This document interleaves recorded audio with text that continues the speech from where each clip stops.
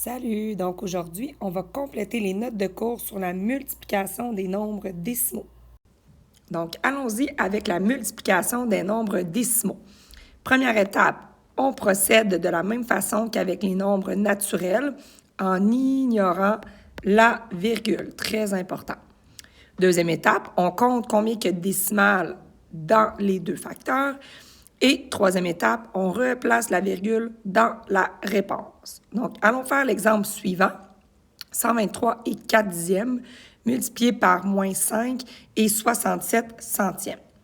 Alors, on oublie les décimales. 1, 2, 3, 4, donc 1234 et 567.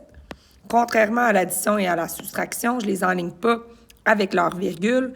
J'enlève les virgules et j'enligne les deux derniers nombres à droite ensemble. Et là, j'y vais avec la multiplication. 7 fois 4, comme on faisait avec les nombres entiers. 7 fois 4, 28.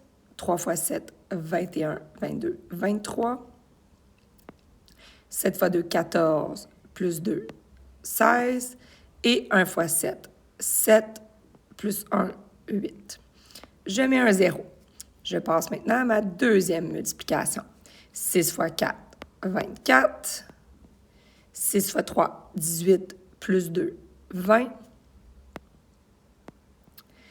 6 fois 2, 12, plus 2, 14.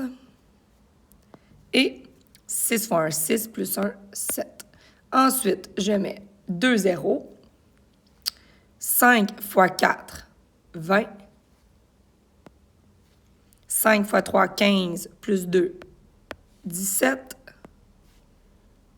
5 fois 2, 10, plus 1, 11. Et 5 fois 1, 5, plus 1, 6. J'additionne tout ça ensuite. 8, 4, 5, 6, 7. 6, fait que c'est important de tout bien enligner pour ne pas te tromper. 8, 9, 10, 11, 12, 19, 7, 8, 9 et 6.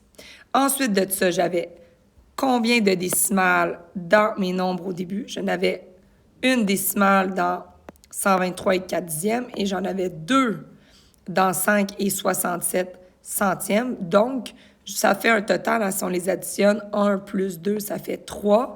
Donc, je dois avoir 3 nombres après ma décimale. Donc, 699 et 678 millièmes. Par contre, petit rappel ici au niveau des signes. Si je multiplie deux nombres positifs, ça donne un nombre positif.